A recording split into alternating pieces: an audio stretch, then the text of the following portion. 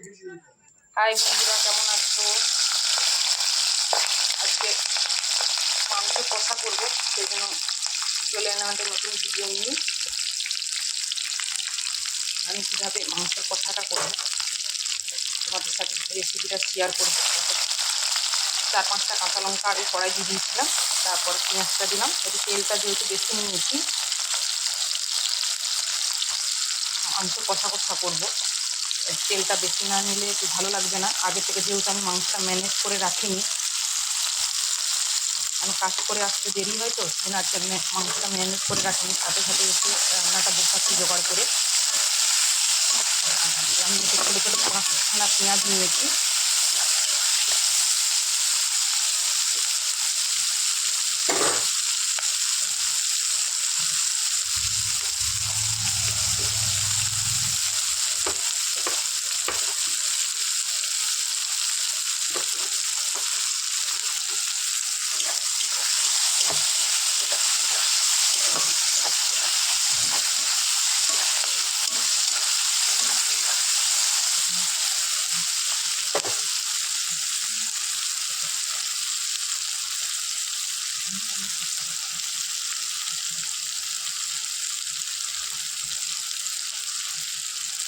এবার দেখো, পেঁয়াজটা আমার খুব সুন্দর ভাজা ভাজা হয়ে গেছে, খুব সুন্দর ভাজা হয়ে গেছে। এবার আমি এতে দিয়ে দেবো আদা রসুন বাটা।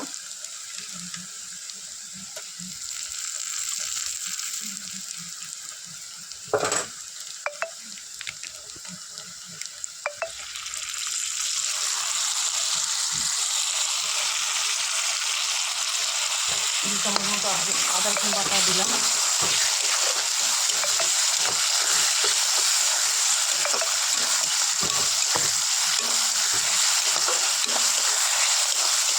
আমি এখনো নুনটা অ্যাড করিনি। নুনটা অ্যাড করলে একটু মাছটা তাড়াতাড়ি ভাজা হয়ে যেত।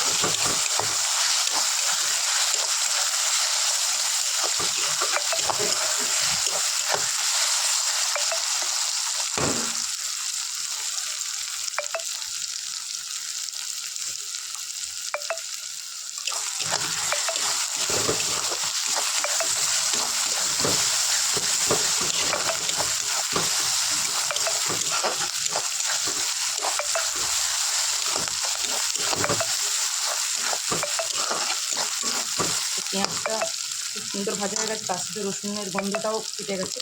আর এতে দেখো নিয়ে নিয়েছি আমি হলুদ, লঙ্কা গুঁড়ো, আর এখানে নিয়েছি ধনে জিরে গুঁড়ো, ভেজে পেস্ট গুঁড়ো করে নিয়েছি।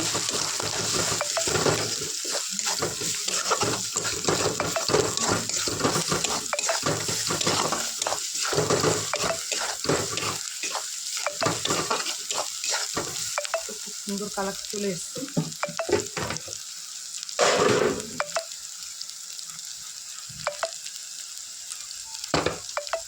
আমি এতে একটু জল দিয়ে নেব, যেহেতু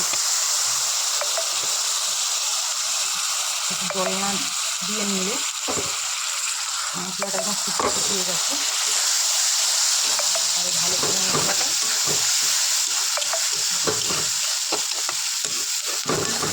আরও ভালো ভাজা হয়ে যাবে।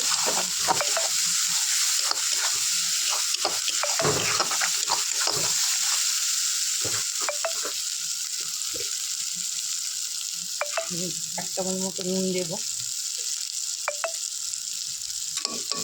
1 চামচ আর একটু দিলাম নুনটা।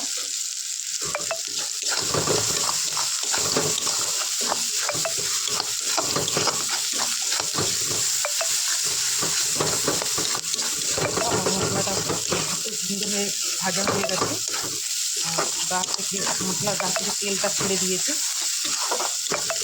আমি মাংসের সাথে আলুটাও দিয়ে দেবো একসাথে, কিন্তু আমি আগে থেকে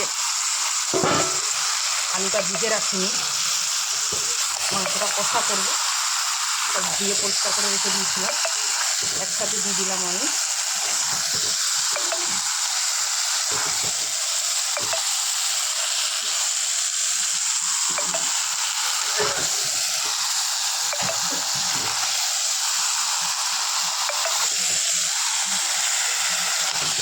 সবসময় মাংসের ঝোল খেতে ভালো লাগে না, এই জন্য আজকে ভাবলাম যে একটুখানি আলাদা টাইপের করি, কষা কষা করি। একটু ঝালের চাপটাও দিয়েছি, জানি না আজকের আমার ছেলে কী বলবে। আর আমি টমেটোটা কেটে রেখে দিয়েছি, এখন টমেটো যেহেতু অ্যাড করবো না, টমেটোটা অ্যাড করলে কী হলো তাদের মাংসটা ভিতরে মশলা ঢুকবে না আর সিদ্ধও হবে না, অনেকটা দেরি হবে, সেই আমি টমেটোটা এখন দেবো না।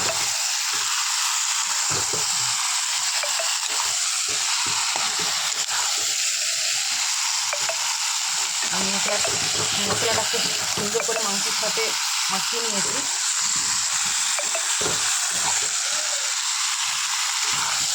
সব মাংসের সাথে একদম ভালো করে মাখিয়ে নিয়েছি।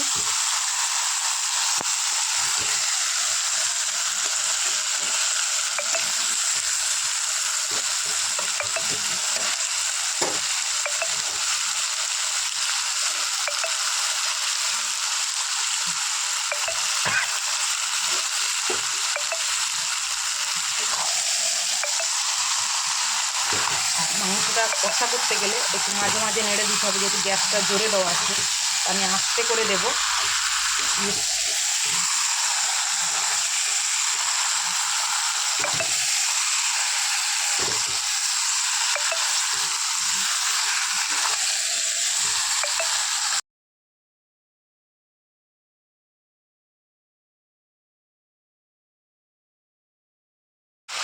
মাংসটা এখানে ঢাকা মারিনি, আমি এইভাবে আস্তে আস্তে কষে নিচ্ছি। আর ভিডিওর প্রথমে একটা কথা বলতে ভুলে গেছি আমি, যেটা হচ্ছে তোমার মাংস কষা করলে হচ্ছে পেঁয়াজটা যখন ভাজা ভাজা হয়ে যাবে, আদা রসুনটা ভাজা ভাজা হয়ে যাবে, তার উপরে মাংসটা দিয়ে বেশ কিছুক্ষণ মাংসটাকে ভেজে নিতে পারো। ভেজে নিয়ে তারপরে মাংসটার উপরে আবার আর যে মশলাগুলো দেবে দিলে খুব ভালো হয়।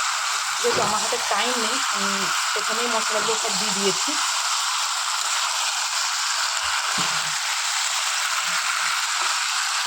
আমার এই মাংসটা করতে করতে আমার এদিকে কাজ আর যে কাজগুলো আছে সব কাজগুলোও হয়ে যাবে। আর আমি এখন টমেটোটা দিইনি, আরও একটু মাংসটা একটু কষা হবে, তারপরে টমেটোটা দেবো, দিয়ে তারপরে গ্যাসটা একটু আস্তে করে ঢাকা মারবো।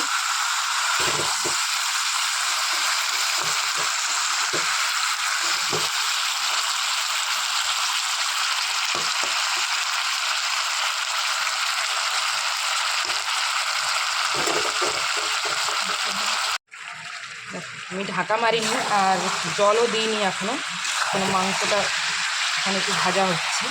এবার যেহেতু ভাজাটা হয়ে এসছে, আমি এবারে ঢাকা মারবো, এর উপরে আবার টমেটোটা দিয়ে দেবো। দেখো আলু সিদ্ধ হয়নি এখনও, আর ঢাকা না মারলে আলুটা সিদ্ধ হবে না, তার জন্য আমাকে ঢাকাও মারতে হবে। এবারে মাংসটাও অনেকটা মশলার সাথে মজে গেছে, মানে অনেকটা মশলা মাংসের ভিতরে ঢুকে গেছে। যেহেতু কষা করবো তো সেই জন্য আমি জলও দেবো না। আর মাংসের পিসগুলো একটু বড় বড় কেটে নিয়ে এসছে আমার ছেলে, আরেকটু ছোটো হলে তো তাড়াতাড়ি মাংসটা সিদ্ধ হয়ে যেত আর খুব সুন্দর কষাও হয়ে যেত। আমার মাংসটা অনেকটা সিদ্ধ হয়ে গেছে, যেহেতু ভেঙে ভেঙে যাচ্ছে মাংসটা। তো এর উপর দিয়ে এবার আমি টমেটোটা দিয়ে দিলাম, একটা বড় টমেটো একটা ছোটো টমেটো ছোটো ছোটো করে টুকরো করে কেটে রেখেছিলাম।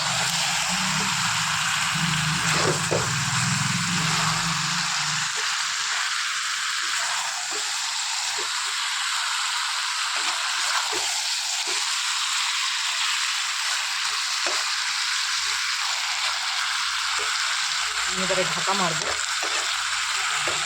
ঢাকা না দিলে তাড়াতাড়ি হবে না। আদেরকে আমার তলায় ধরেও যায়নি, আমি গ্যাসটা কমিয়ে দিয়ে যেহেতু আর কাজগুলো করছিলাম সেই জন্য তলায় ধরেও যায়নি।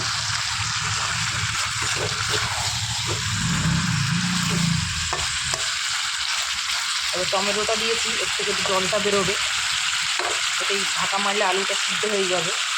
দেখুন ঢাকা মেরে মেরে মাংস কষাটা করছি আমি। আর যে টমেটোটা দিয়েছিলাম সেই টমেটোর থেকে জলটা কতটা বেরিয়েছে, এতেই আমার আলু সব সিদ্ধ হয়ে গেছে। আর মাংসের কালারটাও খুব সুন্দর এসছে। আর আমি দেখালাম বেশি মশলাও দিইনি, যেহেতু পেঁয়াজটা একটু বেশি দিয়েছিলাম।